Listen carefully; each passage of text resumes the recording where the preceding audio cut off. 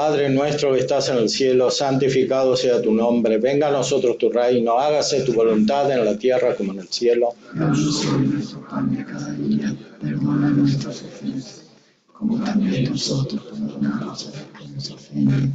No nos dejes caer en la tentación y líbranos del mal. Dios te salve María, llena eres de gracia, el Señor es contigo, bendita tú eres entre todas las mujeres y bendito es el fruto de tu vientre Jesús. Santa María, Madre de Dios, por nosotros pecadores, ahora y en la hora de nuestra muerte. Amén. Gloria al Padre y al Hijo y al Espíritu Santo. Como era en el principio, ahora y siempre, siglos de los siglos. Amén. En el nombre del Padre, del Hijo y del Espíritu Santo. Bueno, les damos la bienvenida a la 49ª Semana Tomista. Agradecemos la presencia de todos, la presencia de Monseñor Pedro Martínez Perea y voy a presentar al presidente de la Sociedad Tomista que va a comenzar con la primera ponencia. El presbítero Ignacio Andereggen nació en Buenos Aires en 1958, es doctor en filosofía y doctor en teología, con especialización en espiritualidad por la Pontificia Universidad Gregoriana de Roma.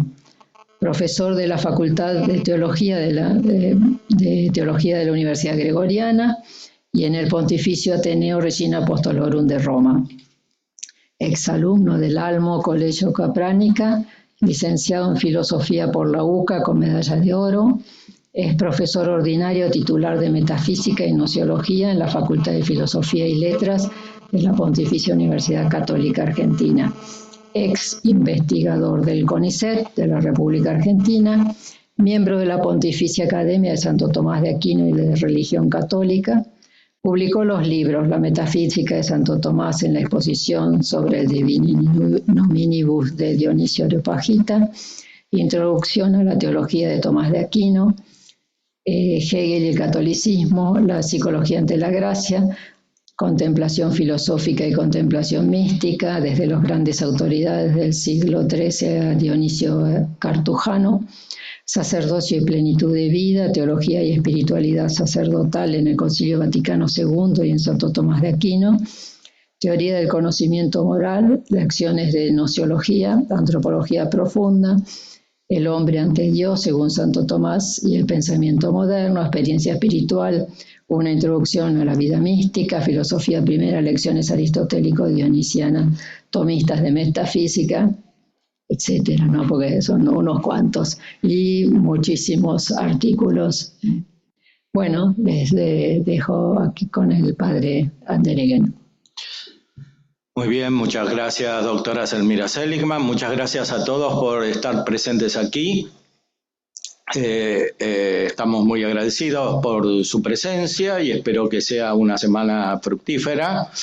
Tenemos huéspedes de otros países que han venido desde México, desde Colombia, desde Perú, desde Brasil, etcétera, y desde Chile, aquí veo también.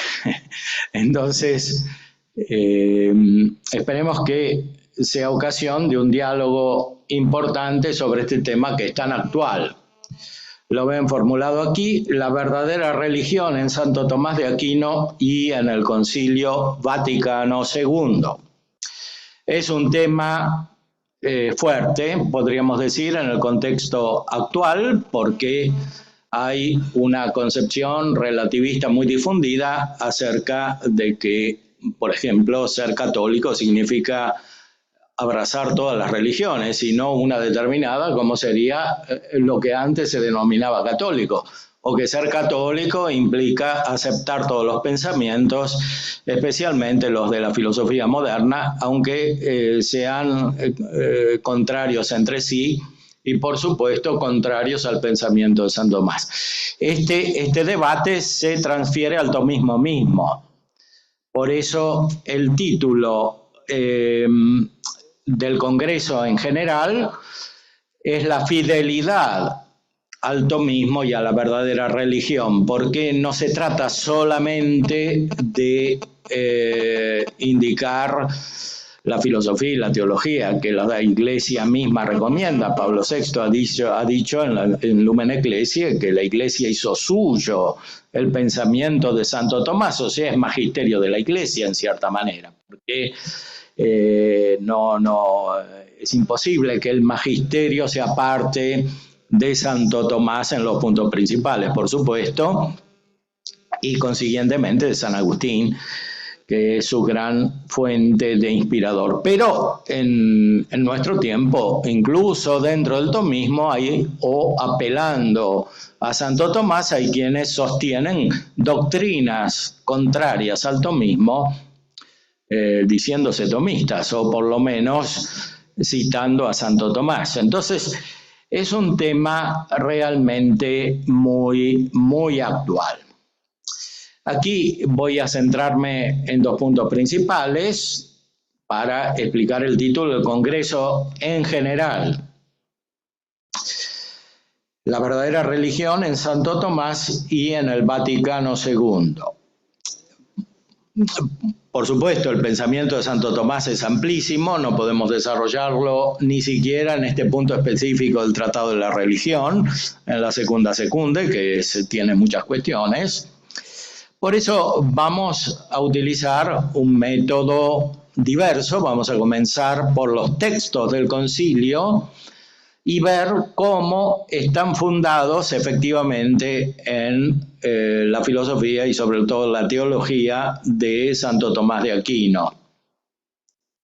En el Concilio Vaticano II, por otra parte, se recomienda explícitamente, después habrá otra conferencia importante después de esta, se recomienda explícitamente a Santo Tomás de Aquino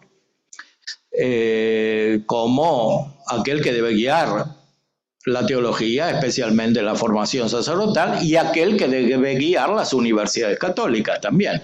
Aquí estamos en una universidad católica. En los estatutos de la Pontificia Universidad Católica Argentina está dicho explícitamente, siguiendo el concilio, que hay que seguir en filosofía y en teología las orientaciones de los padres de la Iglesia y sobre todo de Santo Tomás de Aquino. ¿Ya? La UCA recibe este pensamiento que no es otro que el de la Iglesia, y no solo el teórico, sino el práctico, es ley de la Iglesia. Esto hasta está en el Código de Derecho Canónico, siguiendo el concilio. Entonces, comenzamos por los textos mismos del concilio, no sin antes hacer una referencia al tema de la fidelidad, que está en el título de nuestro congreso, porque aquí no es, como dijimos, solo cuestión de la verdad intrínseca del pensamiento de Santo Tomás, sino de qué significa seguirlo como discípulos, como la Iglesia recomienda y manda, no solamente recomienda. Entonces, ¿por qué fidelidad? Los antiguos, Cicerón, ya sabían que la fidelidad es una virtud clave, una virtud social clave. La sociedad, la república, como dice Cicerón, en el libro así titulado por otros, La República, no puede subsistir sin fidelidad. ¿Qué quiere decir? En latín es fides. Fides está conectado con la virtud teologal de la fidelidad. Los antiguos, por supuesto, no conocían esta virtud, pero conocían la coherencia con la verdad, especialmente con la verdad práctica, con la manifestación dada. O sea, si uno dice algo, tiene que cumplirlo. Esto es fidelidad. Hay autores modernos que, tomando lo que decía Cicerón, recuperado por Santo Tomás, también ha subrayado este aspecto. Hay un autor católico del siglo XX que no es tomista, pero tuvo intuiciones importantes, especialmente en este punto. Gabriel Marcel tiene un libro, Filosofía Concreta, y ahí hay un capítulo sobre la fidelidad. La fidelidad creativa es un poco existencialista, pero tiene razón en lo que dice. Es decir, sin la fidelidad, afirma, la sociedad es caótica. Efectivamente, dice, la sociedad contemporánea es caótica porque no hay fidelidad. Por supuesto, San Agustín sabía muy bien lo que es la fidelidad, lo conocemos todos, en el matrimonio hay que tener fidelidad, fides, es uno de los bienes del matrimonio, entonces no puede subsistir el matrimonio sin fidelidad. Pero aquí utilizamos el término en un sentido más específico, fidelidad dentro del mismo pensamiento de Santo Tomás de Aquino, no porque no se pueda apelar a otros pensamientos como estoy haciendo ahora mismo, o sea, citando a Gabriel Marcel, porque todo lo que es verdadero es tomista también, ¿no? Entonces, no por eso, sino porque no se puede apelar a Santo Tomás para decir lo contrario de Santo Tomás. Eso es una especie de traición, dice Blondel, en este libro, podemos citar.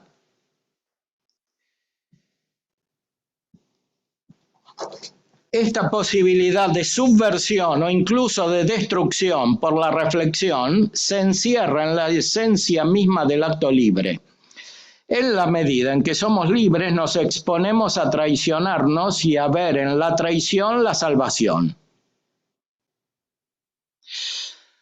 Y esto es lo verdaderamente trágico de nuestra condición. Esta situación, con todo lo que comporta, no es sin duda menos fundamental que la que consiste para mí en ser y no ser mi cuerpo al mismo tiempo. Dentro de un momento tendremos que esforzarnos por discernir cómo una y otra se articulan metafísicamente. Bueno, Marcel quiere hacer una metafísica de la fidelidad. En realidad no es una metafísica epistemológicamente, es una psicología con base teológica.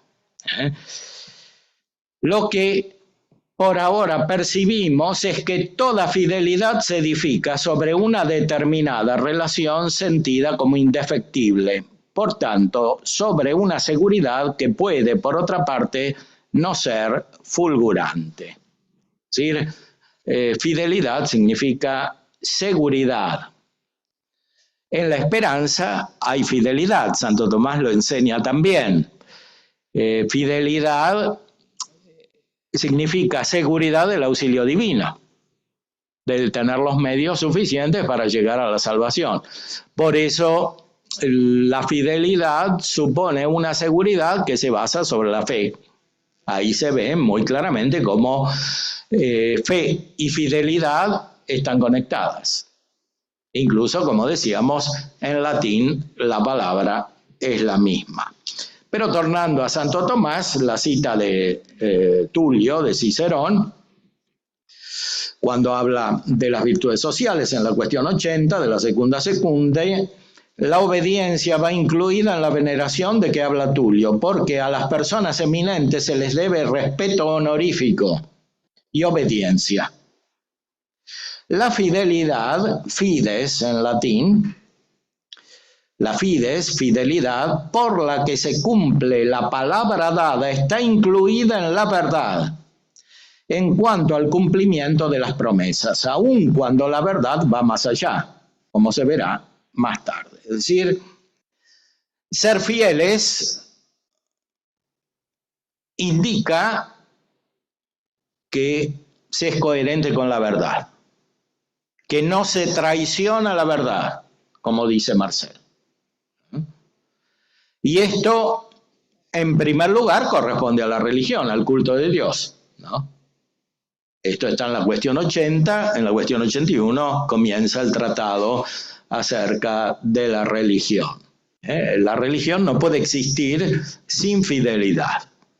La fidelidad es básica en la justicia, en las relaciones sociales. Por eso, el ir contra la fidelidad, contra la fides, es una traición, como dice Marcel. Ahora, esto que nosotros comprendemos muy claramente en el orden de las virtudes infusas, cristianas, Esto que podían apreciar también los filósofos que seguían la razón, como Cicerón, esto se da de una manera más sutil, más profunda, más fina, dentro de la Iglesia y dentro del pensamiento católico. Hay una crisis de fidelidad. No solo en el pensamiento católico en general, también en el tomismo. Hay una crisis de fidelidad que significa que se expresa algo que no corresponde al propio pensamiento y sobre todo a la propia acción. Aquí en este congreso va a haber diversas ponencias en las cuales se verán ejemplos de fidelidad y ejemplos de lo contrario. Entremos ahora en el tema del Concilio Vaticano II, en referencia al título de nuestro congreso. En primer lugar, la Declaración Dignitatis Humanae. Aquí nos referimos ya a la verdadera religión. Como expresa este texto, el Concilio Vaticano II habla de la verdadera religión, que como todos sabemos es un tema inspirado en el título de un gran libro de San Agustín, De Vera Religione. Veamos qué dice el principio de la Declaración Dignitatis Humanae sobre la libertad religiosa. Los hombres de nuestro tiempo se hacen cada vez más conscientes de la dignidad de la persona humana y aumenta el número de aquellos que exigen que los hombres en su actuación gocen y usen de su propio criterio y libertad responsables, guiados por la conciencia del deber y no movidos por la coacción. Bueno, el tema del documento se refiere a la libertad exterior en la sociedad civil, no habla de la llamada libertad de conciencia, muchas veces mal entendida en el sentido de que cada uno pueda pensar lo que quiere. No ese es el sentido del concilio, evidentemente. Dice después: esta exigencia de libertad en la sociedad humana se refiere sobre todo a los bienes del espíritu humano, principalmente aquellos que pertenecen al libre ejercicio de la religión en la sociedad. Cuando aquí utiliza la palabra religión, está refiriéndose, como muestra explícitamente el texto a continuación, a la verdadera religión. Secundariamente a otras religiones, en la medida en que son religiones.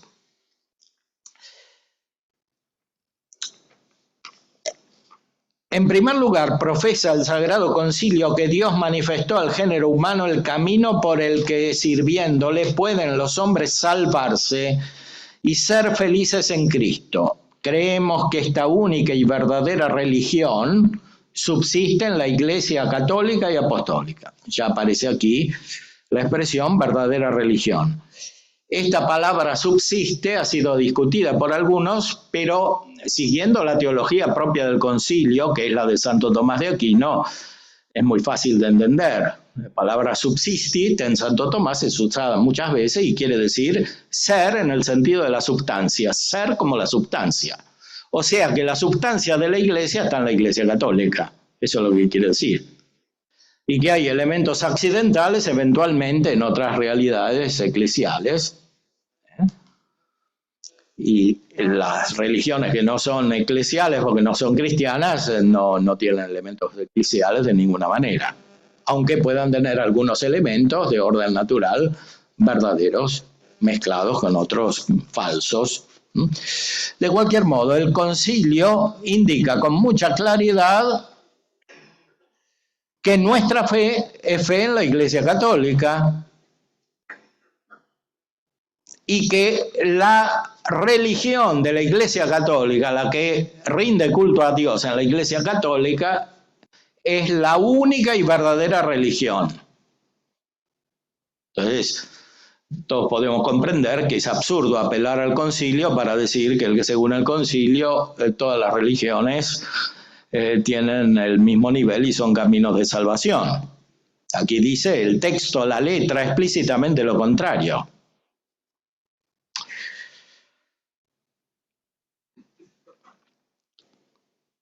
Por su parte, todos los hombres, dice después, están obligados a buscar la verdad. O sea, aquí no hay una libertad de conciencia superior a la ley. La ley aquí es el primer mandamiento. Amar a Dios sobre todas las cosas quiere decir, en primer lugar, buscar la verdad. Esto es obligatorio, no es libre. La libertad viene después. Buscar la verdad, sobre todo en lo que se refiere a Dios y a su iglesia. O sea, una persona que no buscó la verdad y no la encontró porque no la buscó, no es inimputable.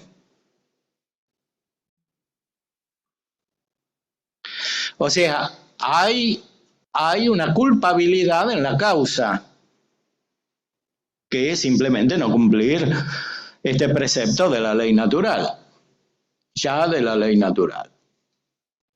Buscar la verdad y sobre todo en lo que se refiere a Dios y a su iglesia. Y una vez conocida, abrazarla y practicarla. Esto es obligatorio, no es libre. No hay libertad de conciencia para esto. Hay libertad religiosa, sí, pero para ejercitar con la voluntad lo que la inteligencia capta. Ahora, si uno no quiere buscar la verdad, hay un problema precedente, más radical, que es el problema de fondo de nuestra época. No es solo un problema de inteligencia, hay un problema de voluntad antes. ¿Por qué? Hay que querer cumplir la ley. Confiesa asimismo el Santo Concilio que estos deberes afectan y ligan la conciencia. La conciencia no está por encima de la ley.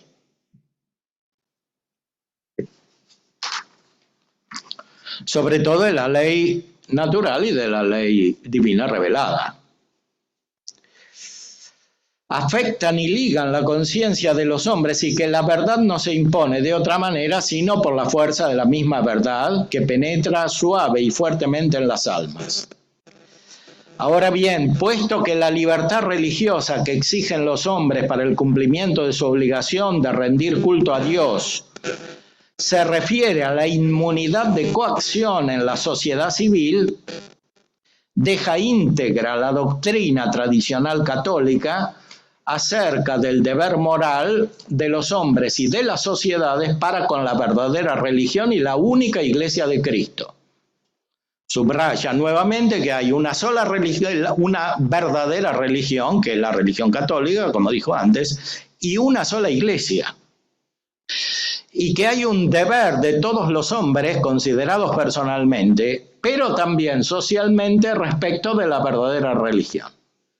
O sea que según el Concilio Vaticano II no se puede decir simplemente que el Estado tiene que ser laico y que no tiene que tener ninguna religión, porque el Estado también tiene un deber respecto de la verdadera religión. Como subraya sabiamente la Constitución de la República Argentina. La nación argentina sostiene el culto católico apostólico romano. Evidentemente ha habido toda suerte de esfuerzos por reducir el significado de esto, pero a la luz de la tradición es muy claro.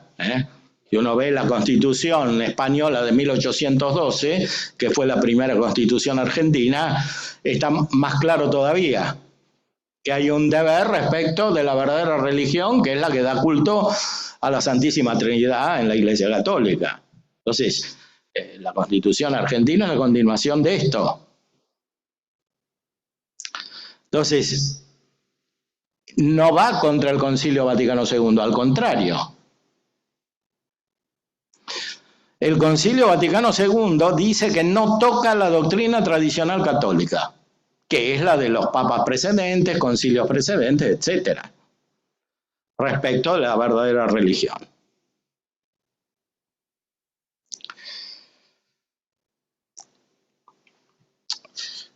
Pasemos ahora a otro texto del Concilio Vaticano II, muy conocido, pero también debatido, de la Constitución, Lumen Gentium, luz de las gentes, constitución dogmática sobre la Iglesia. El número 8 todavía subraya la importancia de la verdadera religión. Dice en el segundo párrafo: esta Iglesia establecida y organizada en este mundo como una sociedad subsiste en la Iglesia Católica, gobernada por el sucesor de Pedro y por los obispos en comunión con él. Si bien fuera de su estructura se encuentran muchos elementos de santidad y verdad que como bienes propios de la Iglesia de Cristo impelen hacia la unidad católica. Es decir, que lo que hay en otros lugares o comunidades eclesiales distintas de la Iglesia Católica, si es verdadero y es bueno, es católico. Y si no lo es, no es católico, simplemente. O sea, lo que hay de bueno y de verdadero fuera de los límites visibles de la Iglesia Católica es católico. Y lo que es falso no es católico. Y esto se aplica en primer lugar a las comunidades eclesiales. Hay un orden que Lumen Gentium establece entre los que están más cerca de la Iglesia, los que están más lejos, evidentemente. Y esto corresponde directamente a elementos de la revelación. Por ejemplo, hay comunidades que sostienen la Sagrada Escritura, por lo menos el texto lo tienen, y otras que tienen sacramentos. Algunas más, otras menos, etc. Pero, como veremos después, refiriéndonos a Santo Tomás, incluso en el orden natural hay una cierta santidad natural, o sea, religión quiere decir santidad, dice Santo Tomás. Y santidad es una cierta separación para dedicarse a Dios. Santo Tomás, como veremos, subraya con mucha claridad que hay una religión natural, más aún hay diversas formas de la religión natural que corresponden a la mayor o menor cercanía respecto de la revelación del Nuevo Testamento. En el Antiguo Testamento, por supuesto, la religión natural está perfeccionada por la revelación divina, que ya está en el Antiguo Testamento. Fuera del Antiguo Testamento o antes del Antiguo Testamento hay elementos de religiosidad natural. Y esto es muy importante porque continúa la doctrina explícita de San Agustín en el Deber a Religión, en la Ciudad de Dios y en todo su pensamiento. Él subraya que antes de Cristo ya se conocía a Cristo y se creía en Cristo, no porque los paganos, en cuanto paganos, creyeran en Cristo, porque tenían religiones falsas. Adoraban ídolos o demonios, como dice la carta a los Filipenses. Pero incluso fuera del Antiguo Testamento, antes del Antiguo Testamento, habían algunos que no solo tenían elementos de la religión natural, sino que podían tener la verdadera fe. Después veremos cómo. Entonces, la Iglesia es esta es la única Iglesia de Cristo, que en el símbolo confesamos como una, santa, católica y apostólica, y que nuestro Salvador, después de su resurrección, encomendó a Pedro para que la apacentara. El cardenal Ratzinger escribió este documento muy claro sobre este punto, Dominus Jesus. Ahora se cumplen 25 años de este gran documento, que simplemente continúa lo que dice el Concilio Vaticano II. Veamos ahora el famoso número 16 de Lumen Gentium, donde está citado explícitamente Santo Tomás de Aquino. O sea, para interpretar bien este texto del concilio hay que referirse a la Suma Teológica. directamente a la tercera parte, cuestión 8. Por último, dice, porque antes se refirió a los cristianos según grados de cercanía con la Iglesia Católica, ahora se refiere a los no cristianos.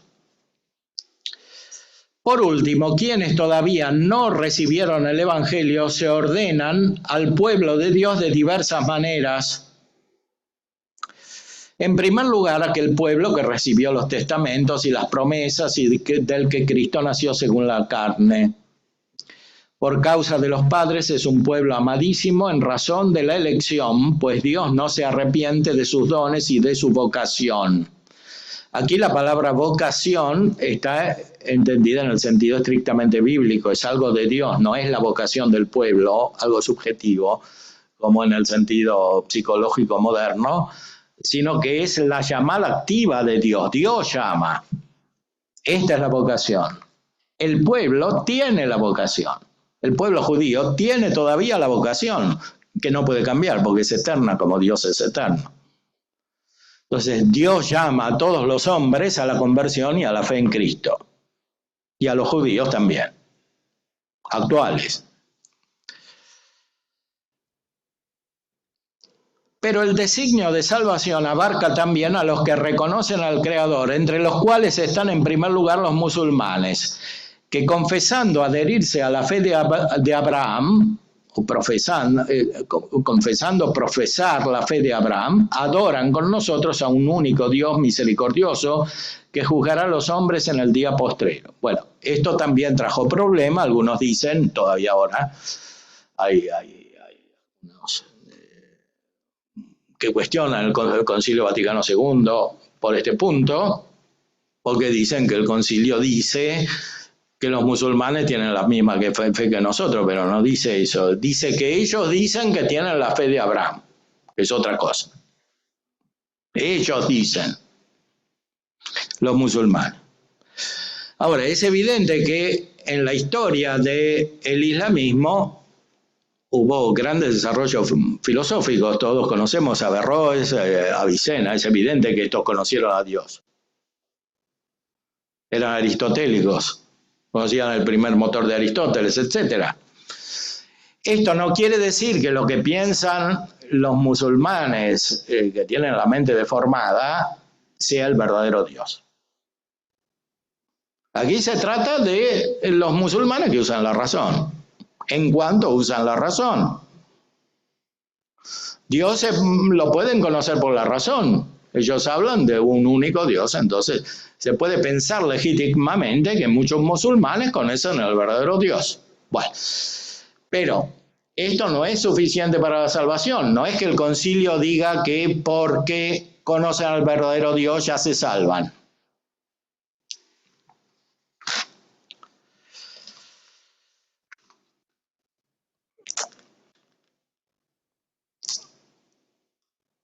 Ni el mismo Dios está lejos de otros que buscan en sombras e imágenes al Dios desconocido, puesto que todos reciben de él la vida, la inspiración y todas las cosas. Este es el famoso pasaje de Dionisio el Areopagita, cuando va al Areópago de Atenas, donde se reunían los jueces, y claro, eran personas racionales, le siguen el discurso hasta que empieza a hablar de la resurrección, ahí ya no lo siguen más, pero algunos sí. Dionisio y Dámaris, una mujer, se convirtieron. El concilio nos dice que estos que buscan a Dios en sombras e imágenes se salvan.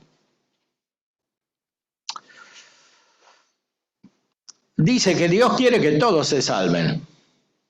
Pues quienes, ignorando sin culpa el Evangelio de Cristo y su Iglesia, buscan, no obstante, a Dios con un corazón sincero y se esfuerzan bajo el influjo de la gracia en cumplir con obra su voluntad, conocida mediante el juicio de la conciencia, pueden conseguir la salvación eterna. Bueno, analicemos la frase. No dice que todos estos se salvan, dicen que se pueden salvar. Se pueden es potencia distinta del acto. O sea, pueden. Santo Tomás, que está citado aquí en la tercera parte, también dice lo mismo. O sea, mientras están en este mundo, todos pueden. Más aún, tienen a Cristo por cabeza justamente por esto, porque están en potencia, al menos. Están en potencia de recibir los bienes de la gracia de Cristo. Pero además dice, si estos se salvan es porque reciben la gracia, y si siguen la conciencia no es porque tienen fuerzas naturales para seguirla, porque nadie las tiene para seguir la conciencia plenamente, aunque sea la ley natural. Hace falta la gracia para esto. Cuestión 109 de la Prima Secunde. Es evidente que la tienen presente porque citan a Santo Tomás aquí. Entonces, no se puede seguir la conciencia sin la gracia. Seguirla en todo, en algo sí. No todo lo que uno hace pecado, lo que hace sin gracia es pecado, claro. Pero no quiere decir que pueda evitar el pecado sin la gracia. Por eso el concilio dice de estos que buscan a Dios entre sombras, que pueden conseguir la salvación eterna. También Gaudium et Spes dice que Dios ofrece a todos la posibilidad de entrar en contacto con el misterio pascual. La posibilidad no es la actualidad, es la potencia. Todos los hombres pueden llegar a la salvación. No quiere decir que todos se salven. Hay que pasar de la potencia al acto. Y esto no lo puede producir sino el agente sobrenatural. Dios mismo cuando otorga su gracia. Claro, cuando el texto del concilio se lee con otro tipo de filosofías que son extrañas al concilio, a la explícita del concilio, filosofías y teologías, claro, se le puede hacer decir otra cosa o se puede entender otra cosa. Pero cuando uno lo lee a la luz de la teología propia del concilio, es muy claro el texto.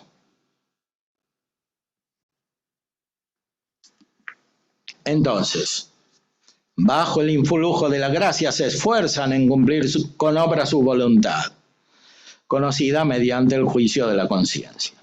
Y después dice, y la divina providencia tampoco niega los auxilios necesarios para la salvación a quienes sin culpa no han llegado todavía a un conocimiento expreso de Dios y se esfuerzan en llevar una vida recta, no sin la gracia de Dios, no sin la gracia de Dios. Porque no se puede llevar una vida recta sin la gracia de Dios. Sí, se puede ser recto en algo, ¿no? Como lo que decía Cicerón, la fidelidad, el amor a la patria. Pero esto no alcanza para la salvación eterna. Hay que ser fiel en todo. Y esto no se puede sin la gracia. Y la gracia tiene muchas formas, no es solo la gracia habitual, la gracia santificante, la gracia gratum faciens, hay gracias actuales, todos pueden recibir gracias. Incluso los que están buscando a Dios con una conciencia recta y todavía no lo encontraron, pueden recibir gracias que conducen a la plenitud de la gracia. Si hay fidelidad, si no hay fidelidad, Dios nos da más gracias, claro. Pero si hay fidelidad, sí. Gracia por gracia, dice el Evangelio según San Juan. Entonces, claro, el concilio tampoco es ingenuo y piensa que esta es una situación muy fácil, por eso dice, cuanto hay de bueno y verdadero entre ellos, la Iglesia lo juzga como una preparación del Evangelio y otorgado por quien ilumina a todos los hombres para que al fin tengan la vida. Lo que hay de bueno y verdadero, en el orden natural también. Pero de un modo muy realista, clara, pero con mucha frecuencia, los hombres engañados por el maligno se envilecieron con sus fantasías y trocaron la verdad de Dios en mentira, sirviendo a la criatura más bien que al Criador. o viviendo y muriendo sin Dios en este mundo, se exponen a una desesperación extrema. O sea que sin la evangelización hay un riesgo cierto de condenación. No dice que esto es una excepción, dice es frecuente. Por lo menos la exposición, el peligro. Por lo cual la Iglesia, acordándose del mandato del Señor que dijo predicad el Evangelio a toda criatura, procura con gran solicitud fomentar las misiones para promover la gloria de Dios y la salvación de todos estos. O sea, no es indiferente que haya misión para que se salven. Hay que predicar el Evangelio. No para promover simplemente bienes humanos, para la salvación, dice. Bueno, en este texto está citada la Summa Teológica, tercera parte, cuestión 8, artículo 3, lo tenemos enseguida, el texto. O sea, para entender bien lo que dice Santo Tomás hay que leer este artículo de la tercera parte. Cristo es cabeza de todos los hombres. O sea, en cierta manera están todos en la iglesia, porque Cristo es su cabeza. Pero no quiere decir esto que todos se salvan. Quiere decir que todos pertenecen a Cristo. Algunos no entienden aquella otra frase que está también en Gaudium et Spes, que Cristo se ha unido a todo hombre. Claro que se ha unido a todo hombre, si Él es el hombre perfecto. Ningún otro individuo humano es hombre perfecto, realiza perfectamente la esencia humana, porque todo ser humano existe con un ser limitado, participado, limitado por la esencia, por el modo de ser humano. Cristo no, Cristo existe con el ser divino, el ipsum esse, subsistence. Es persona divina, no es persona humana. Por eso es hombre perfecto, o sea, en él la humanidad está totalmente realizada. Y no hay nada en la humanidad que no encuentre su perfección en Cristo. La humanidad de Cristo realiza perfectamente la humanidad de todos los hombres y por eso todos los hombres están unidos a Cristo. Él es la cabeza del cuerpo. En esto Santo Tomás es incluso más explícito que el Concilio Vaticano II, porque el concilio, siguiendo las expresiones anteriores, dice, bueno, todos se ordenan, etcétera. No, Santo Tomás dice directamente, Cristo es la cabeza de todos.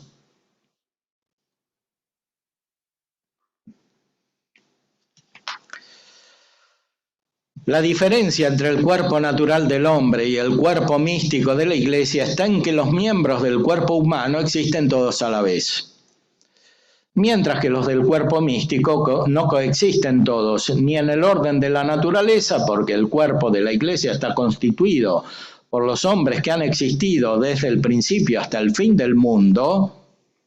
Bueno, aquí es explícito lo que dice, El cuerpo de la Iglesia está constituido por los hombres que han existido desde el principio hasta el fin del mundo. Ni tampoco en cuanto al orden de la gracia, porque entre los que viven en una misma época, unos carecen de la gracia, habiendo de poseerla más tarde, mientras que otros la tienen. Así pues, se consideran como miembros del cuerpo místico no solo los que lo son en acto, sino también los que lo son en potencia. Y aquí entran todos. O sea, lo que dice el concilio es esto desarrollado históricamente. Esto mismo, puro, lo que dice el concilio. En Lumen Gentium. Así pues, puro y explícito porque está citado este texto. Así pues, se consideran como miembros del cuerpo místico no solo los que lo son en acto, sino también los que lo son en potencia. De estos, algunos nunca serán miembros en acto. Otros, en cambio, lo serán en algún tiempo, de acuerdo con un triple grado. Primero por la fe, segundo por la caridad en esta vida, tercero por la bienaventuranza en el cielo. O sea, hay algunos que nunca pasan al acto de tener fe, por ejemplo, a ninguna gracia. Otros que pasan a la fe y a la caridad, porque tienen fe y además caridad, fe formada. Y otros que llegan a la vida eterna, porque no todos los que tienen caridad llegan a la vida eterna, la pueden perder también. O sea que no todos los que están en la iglesia verdadera, la que subsiste en la iglesia católica en modo pleno, se salvan. Mucho menos hay que pretender que se salven todos los demás, que están fuera de esta plenitud. Pero todos pertenecen a Cristo. Todos son cuerpo de Cristo. Todos están, al menos en potencia, unidos a Cristo. Cabeza de todo el género humano desde el principio hasta el final. Así pues, hay que sostener que teniendo en cuenta todas las épocas del mundo de forma global, Cristo es cabeza de todos los hombres, pero en diversos grados. En primer lugar y principalmente es cabeza de todos los que están unidos a Él en acto por la gloria. Bueno, y San Tomás después explica que los ángeles también están en el cuerpo místico de Cristo. Los ángeles buenos, no los malos. Y los que están en sentido pleno en el cuerpo místico entre los hombres son los beatos. En segundo lugar, es cabeza de aquellos que están unidos a Él, que le están vinculados por la fe. En segundo lugar, de aquellos que le están unidos en acto por la caridad, o sea, los que son santos en este mundo, porque efectivamente tienen la caridad, además de la fe. Después los que solamente tienen fe, pero no caridad. En cuarto lugar, de aquellos que están unidos a Él solo en potencia, todavía no actualizada, pero que se convertirá en acto de acuerdo con la divina predestinación. O sea, no conocemos nosotros la predestinación, Dios sí sabe quiénes van a acceder a la fe y a la fe con caridad y finalmente a la vida eterna. Hay algunos que todavía no se convirtieron, o sea, no recibieron la fe, pero la van a recibir, aunque nosotros no sepamos quiénes son. Por último, es cabeza de aquellos que le están unidos en potencia que nunca se convertirá en acto. Porque hay algunos que nunca van a tener fe. Por diversos motivos, entre los cuales está porque no quieren. Pueden no querer. De hecho, hay mucha gente que no quiere tener fe. Hasta se ofende cuando alguien le dice que, bueno, que puede llegar a tener fe.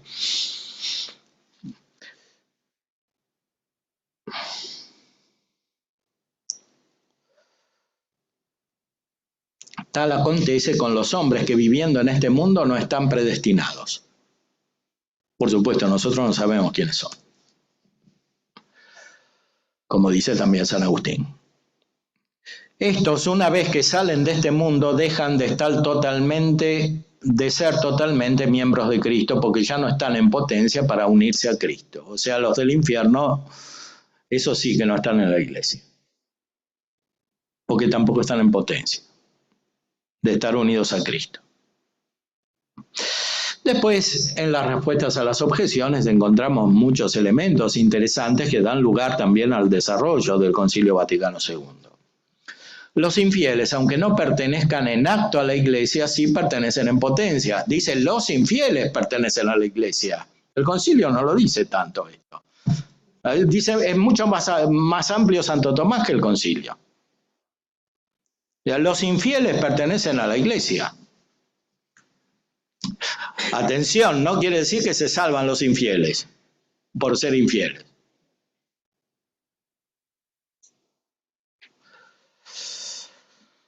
Tal potencia se apoya en dos motivos. Primero y principal, el poder de Cristo.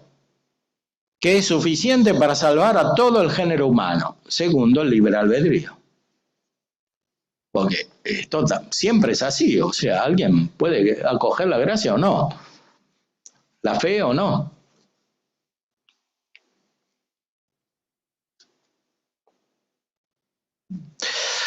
Después dice, la iglesia gloriosa, sin mancha ni arruga, es el último fin al que somos conducidos por la pasión de Cristo. De ahí que esto será realidad en la patria celestial, pero no en esta vida, durante la cual, si dijésemos que no tenemos pecado, nos engañamos a nosotros mismos, como se escribe en la primera de Juan. Hay, sin embargo, algunos pecados, los mortales, de los que carecen los que son miembros de Cristo por la unión actual de la caridad. En cambio, los que son esclavos de tales pecados no son miembros de Cristo en acto, sino en potencia. O sea, que un católico que tiene todos los sacramentos, si está en pecado mortal, está en potencia de estar en la iglesia, aunque por afuera hasta se vista de religioso, pero no está en la iglesia plenamente. Está en potencia, como los infieles. Con la diferencia de que puede tener más culpa. Santo Tomás explica claramente que los pecados de los fieles son más graves que los pecados de los infieles, porque la ingratitud es más grande. Hablábamos de los vicios, de las virtudes sociales, de las cuales una es la religión y hay vicios también. La ingratitud es un vicio muy grave para Santo Tomás. Entonces, el pecado de los que recibieron la fe, la gracia, la caridad es más grave porque son ingratos.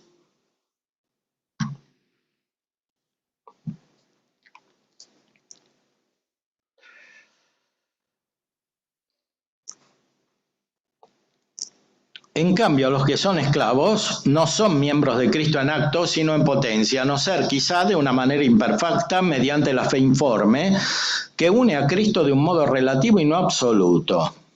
Es a saber, para que el hombre consiga la vida de la gracia por medio de Cristo, porque la fe sin obras es una fe muerta, como se dice en Santiago 2. Sin embargo, los miembros de esta clase reciben de Cristo una cierta influencia vital que consiste en creer. Como si un miembro paralizado es movido un tanto por el hombre. O sea, tienen una enfermedad mortal, son pecados para la muerte, como dice San Pablo, pero tienen todavía algún resto de vida. Después, sobre el Antiguo Testamento, dice: los santos padres no se apoyaban en los sacramentos legales como en realidades, sino como en imágenes y sombras de lo que había de venir. Ahora bien, uno mismo es el movimiento hacia la imagen en cuanto a imagen y el movimiento hacia la realidad, como dice el filósofo en el libro de la Memoria y la Reminiscencia. Por eso los padres antiguos, o sea, los del Antiguo Testamento, Moisés, Abraham, etc., guardando los sacramentos legales, eran conducidos hacia Cristo por la misma fe y caridad por las que lo somos nosotros. O sea, pertenecían a la iglesia, la misma que nosotros. Creían en Cristo. Y así los padres antiguos pertenecían al mismo cuerpo de la iglesia a que pertenecemos nosotros. Por supuesto, lo bueno, porque Jesús le dice a algunos judíos: moriréis en vuestro pecado. Si no creéis, moriréis en vuestro pecado. Es muy severo con muchos judíos que no querían creer. No les dice que se van a salvar. Justamente les dice lo contrario. Aquí está hablando Santo Tomás, siguiendo a San Agustín, que es la gran fuente teológica en este campo, como en muchos otros, de Santo Tomás. Siguiendo a San Agustín, dice que estos del Antiguo Testamento pertenecían a la misma iglesia que nosotros. Después hay elementos muy importantes sobre este punto en la segunda en la sección anterior, cuando en las primeras cuestiones trata acerca de la fe. ¿Está obligado el hombre a creer algo de manera explícita? Explícita. Explícita quiere decir con palabras, con imágenes, con juicios, no simplemente un deseo del bien, ¿no? Porque eso es un deseo metafísico que está en toda la naturaleza y en el hombre está de manera especial, pero eso no es la fe. No es cualquier conocimiento de Dios. No es el conocimiento de Dios que tenía Avicena o Averroes.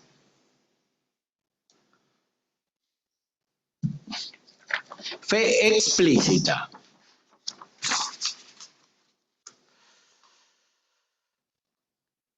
Está el testimonio de la carta a los Hebreos: el que se acerca a Dios ha de creer que existe y que recompensa a los que le buscan. Aquí no quiere decir que haya que creer solamente esto y que solamente esto sea necesario para la salvación. Pone la cita para decir que es explícito. Aquí vamos a hablar también de Maritain. En algunas ponencias en Humanismo Integral, Maritain dice que se salvan también los ateos. O sea, no dice lo mismo que los cristianos anónimos. Bueno, uno lo puede interpretar, pero él dice directamente los ateos. Claro que eso no es tomista. Ni es tampoco lo que dice el Concilio Vaticano II. Los preceptos de la ley que está obligado a observar el hombre versan sobre los actos de las virtudes que son camino para llegar a la salvación. Mas, como ya hemos dicho, el acto de la virtud se mide por la relación que hay entre el hábito y su objeto, etc. Se debe, pues, decir que el objeto propio de la fe es aquello que hace al hombre bienaventurado. Como se dijo, le pertenece en cambio accidental y secundariamente todo aquello que está en la Escritura y que es de tradición divina. Por ejemplo, que Abraham tuvo 2 hijos, que David fue hijo de Isaí, cosa por el estilo. Por consiguiente, respecto a las verdades primeras de la fe, que son sus artículos, está obligado el hombre a creerlas explícitamente. En cuanto a las otras verdades de fe, está obligado a creerlas no de manera explícita, sino implícita, o en disposición de ánimo, en cuanto que está preparado a creer cuanto se contiene en la Sagrada Escritura. Claro, la objeción es esta, es la primera objeción. Santo Tomás ya anticipa todas las objeciones modernas. Claro, entonces si a uno no le predican la verdadera fe, ¿cómo va a creer? Está obligado a cumplir algo que no puede cumplir. Y como hay un principio natural, ad impossibilia nemo tenetur, nadie está obligado a lo imposible. Entonces, ¿cómo se puede hacer aquí? Si se habla de que el hombre puede algunas cosas sin el auxilio de la gracia, está obligado a muchas cosas que no puede realizar sin la ayuda de la gracia reparadora. Por ejemplo, no fornicar. No todos pueden no fornicar. Porque para no fornicar hay que tener la gracia. Pero están obligados a no fornicar porque lo conocen con la inteligencia. Más o menos, por supuesto. Por ejemplo, amar a Dios y al prójimo e igualmente creer los artículos de la fe. O sea, los hombres están obligados a esto, pero todo ello puede hacerlo con el auxilio de la gracia. Este auxilio de la gracia, ¿a cuánto se les da divinamente? Se les da por misericordia. Pero a quienes se les niega por justicia, en castigo de algún pecado anterior. Por lo menos del pecado original, como afirma San Agustín en el libro sobre la corrección y la gracia. Es un misterio, es el misterio de la gracia. De cualquier modo, como dice en la cuestión 109 de la Prima Secunde, cuando trata de la necesidad de la gracia, lo que podemos por los amigos, de alguna manera, lo podemos por nosotros mismos. O sea, podemos ser amigos de Dios. Claro, para ser amigos de Dios, Dios nos tiene que dar su gracia. Pero además de que nos tiene que dar su gracia, tenemos que no rechazarla, que es el grave problema. No rechazar la gracia que se le da y además cumplir la ley natural, como dijimos antes, buscar la verdad y abrazarla.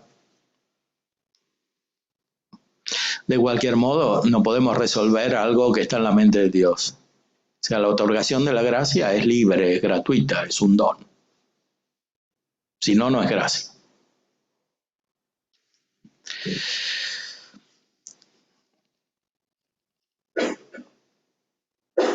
Por supuesto, hay grados en la obligación de creer con fe explícita, porque depende de cómo haya llegado el mensaje, de cómo haya sido predicada la verdad, etc. Y después se refiere específicamente a qué quiere decir fe explícita. ¿Hay que creer en el misterio de Cristo?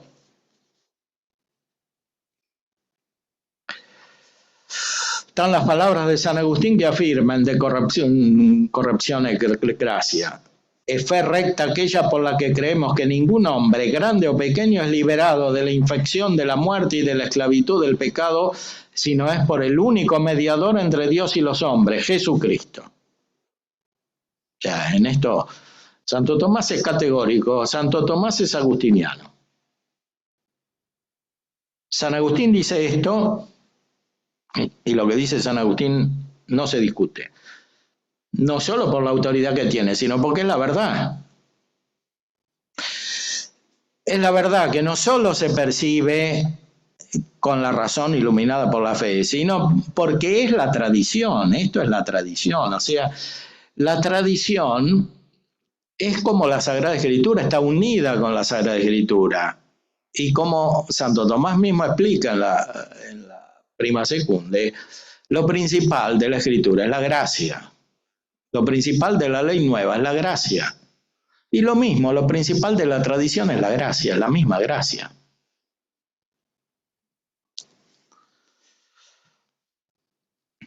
Por eso el Papa Pablo VI en Lumen Ecclesia dice que la Iglesia hizo suyo. O sea, esto es magisterio de la Iglesia. No se está pensando simplemente en las formulaciones dogmáticas, sino en la verdad revelada que está transmitida de esta manera. Según hemos expuesto, pertenece al objeto propio y principal de la fe aquello por lo que consigue el hombre la bienaventuranza. Ahora bien, el camino por el que el hombre llega a la bienaventuranza es el misterio de la encarnación por la pasión de Cristo. No hay en el cielo otro nombre dado a los hombres por el que nosotros debamos salvarnos, dicen los Hechos de los Apóstoles, San Pedro. Luego, en todo tiempo fue necesario que el misterio de la encarnación de Cristo fuera de alguna manera conocido por todos los hombres, en todo tiempo. O sea, en el Antiguo Testamento y también antes del Antiguo Testamento. Y fuera del Antiguo Testamento. Pero esta fe ha revestido modalidades distintas según la diversidad de tiempo y de personas. Antes del pecado tuvo el hombre fe explícita en la encarnación de Cristo en cuanto que iba ordenada la consumación de la gloria, mas no en cuanto ordenada la liberación del pecado por la pasión y la resurrección. Pues el hombre no podía conocer con antelación su futura caída en el pecado. Parece, sin embargo, que tuvo presciencia de la encarnación de Cristo por las palabras que dijo. Por eso dejará el hombre a su padre y a su madre y se adherirá a su mujer, y vendrán a ser los dos una sola carne. Palabras que comenta el apóstol. Gran misterio es este, lo digo respecto a Cristo y a la Iglesia. Y no es creíble que este misterio fuera ignorado por el primer hombre, Adán. Pero después del pecado fue creído explícitamente el misterio de Cristo, no solo en cuanto a la encarnación, sino también en cuanto a la pasión y a la resurrección, por las cuales es liberado el género humano del pecado y de la muerte. De otra suerte, no se hubiera podido prefigurar la pasión de Cristo en ciertos sacrificios, tanto antes como bajo la ley. O sea que hay sacrificios, incluso fuera del Antiguo Testamento, que prefiguraban la pasión de Cristo. Y por supuesto los del Antiguo Testamento. No quiere decir que estos sacrificios dieran la gracia y salvaran, sino que eran sacrificios por los cuales se podía tener fe, o que eran como auxilios para la fe, por supuesto, en cuanto no estaban deformados, porque sabemos que históricamente hay muchos sacrificios que ocultaban el sentido de la pasión de Cristo.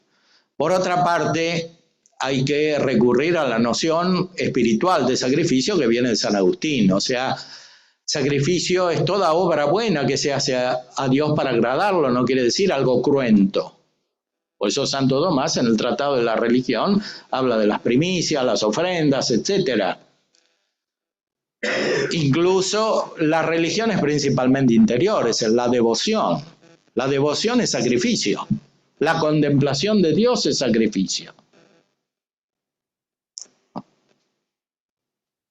Más aún, las religiones antiguas ocultan el verdadero sacrificio, el sentido del sacrificio por medio de la exageración de lo cruento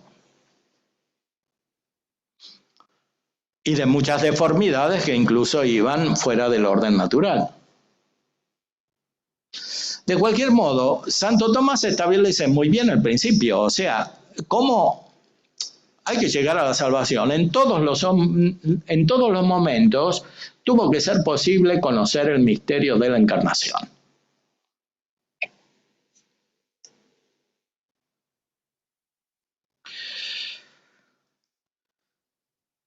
Etcétera. Después hay respuestas a las objeciones interesantes, por ejemplo, a la 3. Muchos gentiles tuvieron revelación de Cristo,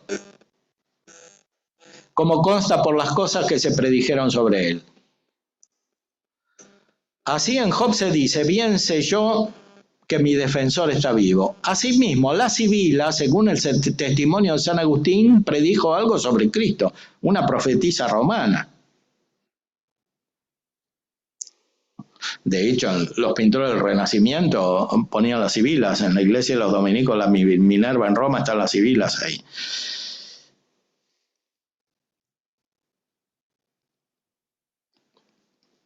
La historia de los romanos nos refiere también que en tiempo de Constantino Augusto y de Irene su madre se encontró un sepulcro sobre el que yacía un hombre que tenía en el pecho una lámina de oro con esta inscripción: Cristo nacerá de una virgen y creo en él, o solo en tiempo de Constantino y de Irene me verás de nuevo. Y si ha habido quienes se hayan salvado sin recibir ninguna revelación,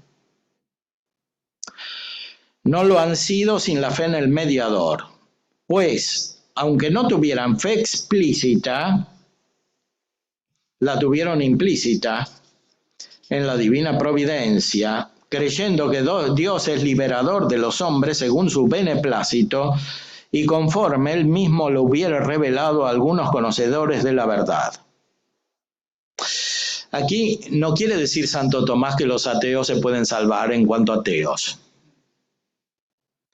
sino que pueden tener un conocimiento de la encarnación y lo mismo de la Trinidad, que es lo que sigue después, implícito en algunas verdades explícitas, como son las que pone aquí de ejemplo. Es decir, hay que conocer que Dios existe en primer lugar, que Dios es providente, que es liberador de los hombres según su voluntad. Bueno, todo esto ni siquiera muchos católicos lo conocen. Entonces,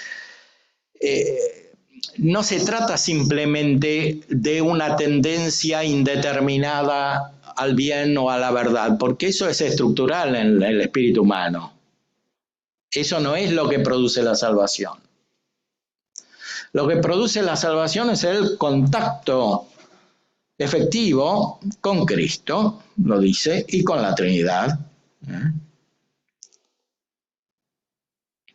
Dice en el artículo siguiente, El misterio de Cristo efectivamente incluye el que el Hijo de Dios asumió nuestra carne, que renovó al mundo por la gracia del Espíritu Santo y también fue concebido del Espíritu Santo. Y por eso, del mismo modo que antes de Cristo el misterio de Él fue creído explícitamente por los mayores y por los menores, de manera implícita y como en sombras, así también el misterio de la Trinidad. Bueno, después habría mucho que decir sobre la cuestión de la religión, que es el otro gran tema que está en el título, porque la verdadera religión es la que se basa sobre la fe. Aunque hay religión natural, incluso de varias formas, la religión que salva es la que conduce a la Trinidad.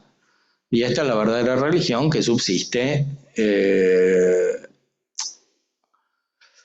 en la Iglesia, o que es cultivada en la Iglesia como culto divino, la única verdadera Iglesia de Cristo. Con esto vamos a terminar para dar lugar a la interrupción y a las próximas conferencias.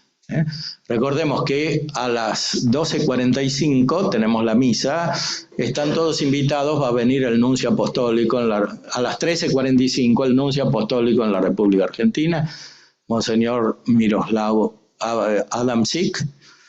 Es un gran honor que nos hace concurrir a la Semana Tomista para mostrar su cercanía y sobre todo la cercanía del Papa León XIV, porque es el representante del Sumo Pontífice. Disculpe, padre, ¿hay ronda para preguntas?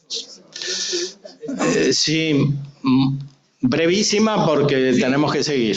Este runner de los cristianos anónimos, bueno, sí, de los cristianos anónimos, y además lo del tema de el cuestionamiento de la ley natural y la naturaleza humana, a mí como catequista me pone en un lugar un poco difícil, porque yo estoy llevando el querigma, el anuncio, y la cuestión de los cristianos anónimos me pone como en el umbral de que, bueno, no necesito ser cristiano para acceder a la salvación, que usted lo ha desarrollado bien. Ahora bien, yo todo esto que he visto, muy agradecido, ¿cómo lo llevo pastoralmente? Bueno, a jóvenes? La cuestión de Runner es compleja, es un teólogo muy importante. Muchas gracias. Le recomiendo la conferencia que vamos a tener en esta misma Semana Tomista del doctor Jaime Mercansimó, que hizo una tesis así de 1000 páginas en Barcelona sobre Runner. Y sí, participa de nuestras semanas y ahí explica el problema de Runner en la filosofía, o sea que lee todo esto con otra filosofía, que es la filosofía moderna de Kant, de Hegel, de Heidegger. Entonces, si uno lee este texto con otra filosofía que no es la de Santo Tomás, empieza a hacerle decir otra cosa.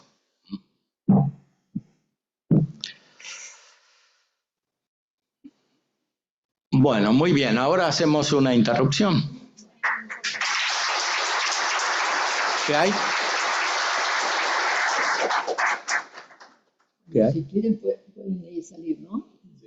Si quieren pueden ir a tomar algo afuera.